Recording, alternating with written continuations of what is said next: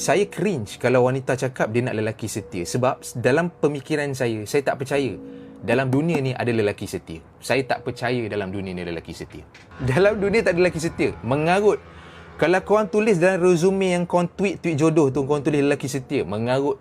Sebab tu dalam Quran, kalau korang cek mana-mana surah kan, Allah tak pernah tuntut lelaki untuk setia. Allah tuntut siapa untuk setia? Allah tuntut wanita untuk setia. Allah tak pernah tuntut lelaki untuk setia. Allah tuntut lelaki untuk apa? Allah tuntut lelaki untuk bertanggungjawab. Sebab cuba kau fikir logik.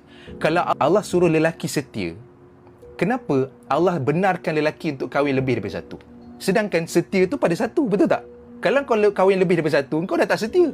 Tapi lelaki dibenarkan kahwin daripada satu sebab role lelaki adalah untuk jadi lelaki yang bertanggungjawab. Sebab bila lelaki tu jadi lelaki bertanggungjawab, dia tahu dekat mana dia boleh salurkan dia punya attention, kasih sayang, perkara-perkara yang berbentuk nafkah, benda-benda wajib yang perlu dilunaskan sebagai seorang lelaki kepada wanita-wanita di dalam hidupan dia. Konteks yang saya cuma nak sampaikan dalam mesej saya ni, kalau korang semua nak cari kesetiaan tu tak wujud dalam diri seorang lelaki.